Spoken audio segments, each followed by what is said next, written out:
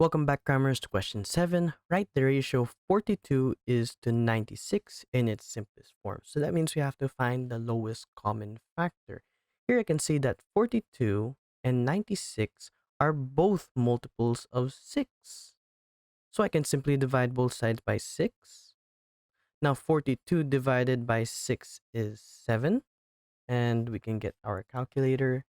96 divided by 6 gives us 16. So 7 is the 16. Notice how they no longer have any common factor. So that means this is the simplest form. So we write that as is. 7 is the 16.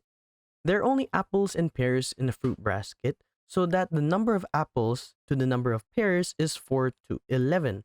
What fraction of fruit in the basket is pears? So pears is 11, but it's asking us the fraction of fruit in the basket. So the total number of values in the basket is 4 plus 11, which is 15.